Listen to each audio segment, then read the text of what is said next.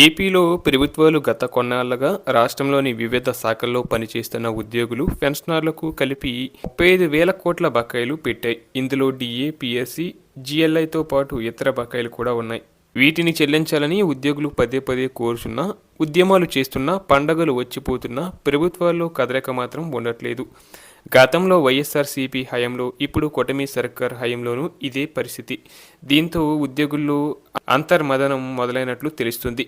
ఇక రాష్ట్ర ప్రభుత్వం తమకు చెల్లించాల్సిన వేల కోట్ల బకాయిలన్నీ పదే పదే అడిగే పరిస్థితి, వాటి కోసం ఉద్యమాలు చేసే పరిస్థితి లేకపోవడంతో ఉద్యోగులు చేసేది లేక ఓ నిర్ణయానికి వచ్చారు. ఈ మేరకు ప్రభుత్వానికి కీలక ప్రతిపాదన ఇచ్చారు. ఈ మేరకు ఏపీ ప్రభుత్వ ఉద్యోగుల సంఘం రాష్ట్ర ప్రభుత్వం ముందు పెట్టిన ప్రతిపాదన ఇప్పుడు ఏపీతో పాటు ఇతర రాష్ట్రాల్లో సైతం చర్చాంశనమవుతుంది.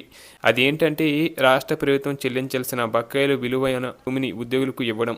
ఈసారి రాష్ట్ర బడ్జెట్లో ఉద్యోగులకు చెల్లించాల్సిన కోట్లాది రూపాయల బకాయిల చెల్లింపు కోసం తగిన నిధులు కేటాయించాలని, లేకపోతే వాటి స్థానంలో ఉద్యోగులకు భూమిని ఇవ్వాలని ప్రభుత్వ ఉద్యోగుల సంఘం కోరుతుంది.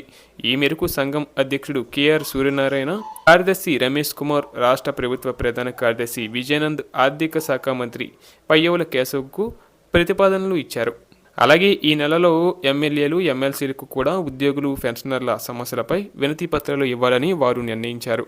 ఉద్యోగ, ఉపాధ్యాయ పెన్షనర్లకు చెల్లించాల్సిన బాకీలు 35,000 కోట్లకు చేరుకున్నాయని, వీటిని చెల్లించలేని పరిస్థితుల్లో రాష్ట్ర ప్రభుత్వం ఉన్నందున వాటి స్థానంలో భూమిని ఇవ్వాలని ప్రతిపాదించినట్లు ప్రభుత్వ ఉద్యోగ సంఘం నేతలు చెబుతున్నారు. దీంతో పాటు వెంటనే పీఆర్సీని కూడా నియమించాలని కూడా వారు కోరుచున్నారు.